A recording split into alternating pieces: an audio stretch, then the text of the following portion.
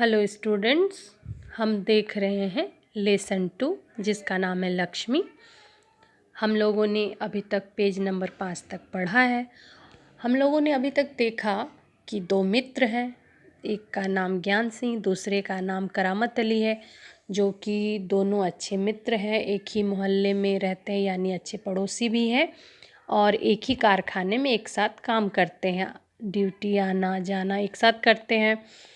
और ज्ञानसी जो कि मवेशी पालने का शौकीन है, उसने एक गाय भी खरीदी जिसका नाम उसने लक्ष्मी रखा। कुछ कारणवश उसे अपना घर छोड़ के जाना पड़ा और लक्ष्मी को उसने करामत अली को सौंप दिया। लेकिन इधर 1 साल से करामत अली लक्ष्मी की अच्छी तरह से सेवा करता चला आ रहा था और लक्ष्मी उसे दूध भी देती थी। लेकिन कुछ कारणवश लक्ष्मी ने दूध देना बंद कर दिया। उसके कारण क्या हुआ, घर में थोड़ी आर्थिक तंगी भी हो गई, जो कि लक्ष्मी के खान पान में फ़र्क पड़ा, जिसके कारण से घर वालों ने यानी करामत अली, उसकी पत्नी रमजानी और उनका बेटा रहमान ने यह निर्णय लिया कि लक्ष्मी को मोहल्ले से बाहर एक नाला बहता है, वहाँ पे कुछ देर के लिए छोड़ दिया जाए ताकि वहाँ जो हरे हरे घास है उसे खा के लक्ष्मी अपना पेट भर सके। यह निर्णय करके वे लक्ष्मी को नाले के सामने छोड़ के आते हैं मोहल्ले के बाहर।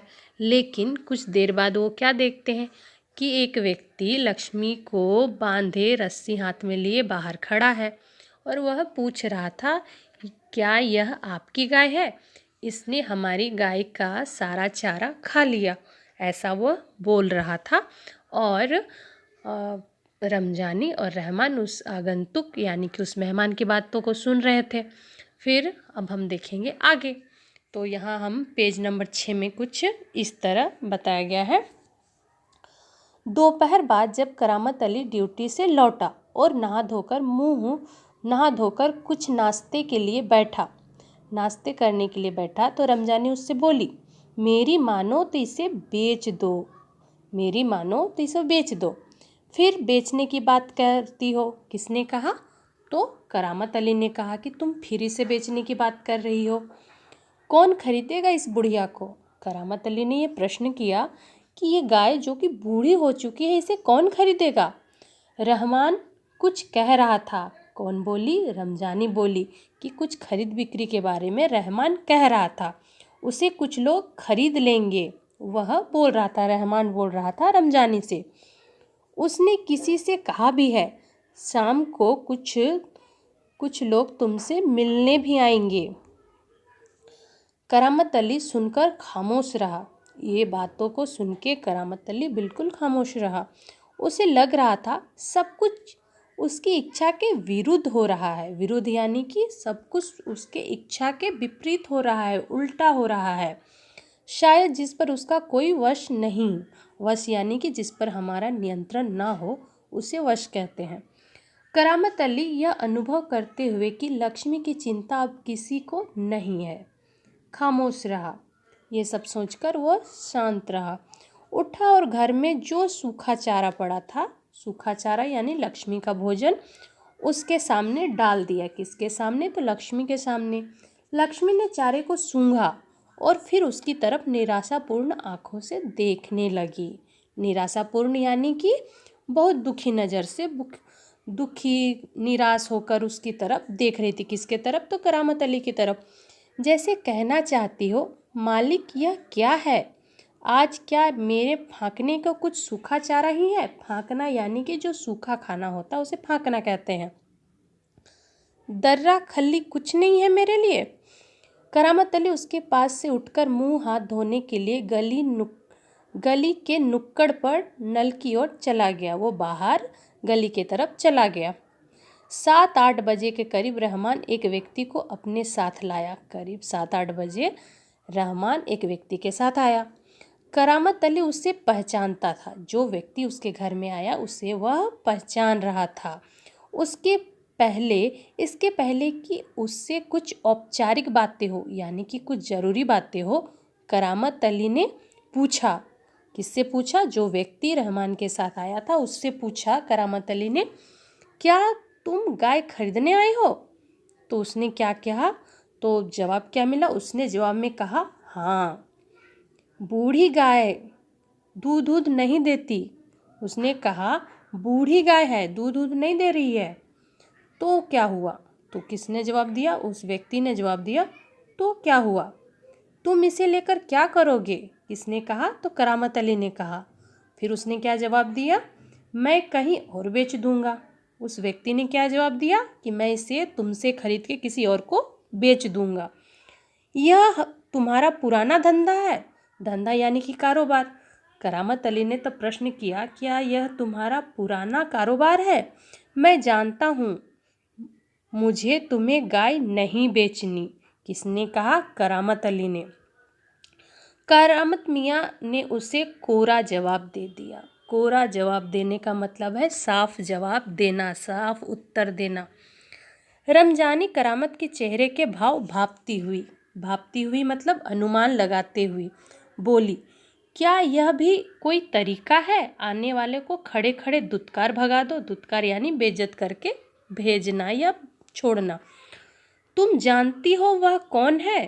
तब करामत अली ने क्या कहा, तुम जानती हो जो व्यक्ति आया है वो कौन है। करामत अली ने कटु स्वर में यानी कड़े स्वर में, कठिन स्वर में कहा, वह लक्ष्मी को ले जाकर वहां बेच आएगा जहां वह टुकड़े टुकड़े होकर बिक जाएगी। तब क्या कहा उसने कि जानती हो ये जो व्यक्ति आया है इसे ले जाके लक्ष्मी को टुकड़े टुकड़े कर कर बेच देगा जहां ये टुकड़ों के भाव में बिक जाएगी। मेरे दोस्त ज्ञान सिंह को जब इस बात का पता चल गया तो वह मेरे बारे में क्या सोचेगा। फिर वह कहता है, मेरे दोस्त ज्ञान सिंह को इसका पता जब चलेगा तो वह मेरे बारे में क्या सोचेगा। उस दिन करामत अली बिना कुछ खाए पिए रात को बिना बिस्तर की चारपाई पड़ा। नींद उसकी आंखों से कोसों दूर, यानी कि उसे चिंता से नींद ही नहीं आ रही थी। फिर क्या हुआ, रात काफ़ी निकल चुकी थी। सवेरे देर तक वो लेटा ही रह गया। कुछ देर बाद करामत अली ने चारपाई छोड़ी। कुछ देर के बाद वो खड़ा हुआ, बिस्तर से उठा, मुंह हाथ धो घर से बाहर निकल पड़ा। लक्ष्मी के गले से बंधी हुई रस्सी खूंटे से खोली और उसे गली से बाहर ले जाने लगा। उठा और उसने लक्ष्मी को, जो कि वो रस्सी से खूंटे से बंधी हुई थी, उसकी रस्सी को अपने हाथ में थामा और वो गली से बाहर जाने लगा। रमजानी जो दरवाजे पर खड़ी यह सब देख रही थी, बोली, इसे कहाँ ले चले। तो उसने क्या जवाब दिया करामत अली ने कहा, जहां इसकी किस्मत में लिखा है। वह लक्ष्मी को सड़क पर ले आया। लक्ष्मी बिना किसी रुकावट या हुज्जत यानी बिना किसी कठिनाई, बिना किसी झंझट का उसके पीछे पीछे चली जा रही थी। वह उसकी रस्सी पकड़े सड़क पर आगे की ओर चलता चला गया। चलते चलते कुछ क्षण रुककर वह बोला, लक्ष्मी चल, अरे गौशाला यहाँ से 2 किलोमीटर दूर है। तुझे गौशाला में भर्ती करा दूंगा, वहाँ इत्मीनान से रहना। वहाँ तू हमारे घर की तुलना में मज़े से रहेगी। तुझे हमारे घर में कष्ट है, वहाँ तुझे अच्छा लगेगा।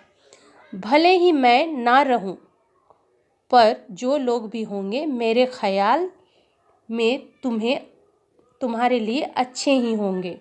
मैं कभी कभी तुम्हें देख आया करूँगा, तब तू मुझे पहचानेगी भी या नहीं खुदा जाने। इस बात को बोलता है करामत अली कि उस समय तू मुझे पहचानेगी भी कि नहीं ये खुदा जाने। कहते हुए करामत अली का गला भर आया। गला भर आना यानी कि दुखी हो जाना, दुख के कारण आवाज़ भारी होना। उसकी आंखों में आंसू उतर आए और ये सोचते सोचते उसकी आंखों में आंसू उतर आए।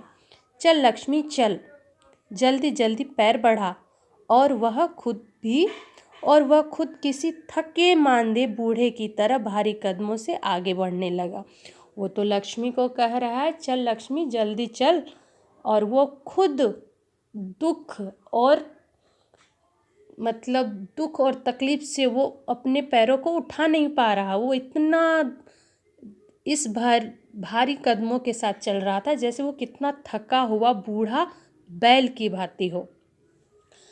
तो बच्चों, आज हमने इस लेसन के माध्यम से, जो कि हमारा लेसन का नाम था, पाठ का नाम था लक्ष्मी, इस लेसन से हमें क्या सीख मिली, इसको पढ़ने से हमें क्या प्रेरणा मिली, तो इससे हमें 2 सीख मिल रही है। पहला, कि अगर हम किसी को वचन दे या फिर किसी की जिम्मेदारी ले तो उसे हर हालात में निभाने को हमें काबिलियत होना चाहिए, हर हालात में उसे निभाना है। दूसरा, हमें एक सीख मिल रही है कि हम मनुष्यों की सबसे बड़ी मानसिकता होती है कि कोई भी जीव या कोई भी मवेशी जब तक वो हमारे यूज का होता, हमारे उपयोग का होता है, जब तक वो हमें फल देता है यानी कि जब तक उससे हमें फ़ायदा है, हम उससे बहुत प्यार करते हैं, बहुत प्रेम से रखते हैं, उसका बहुत ध्यान रखते हैं।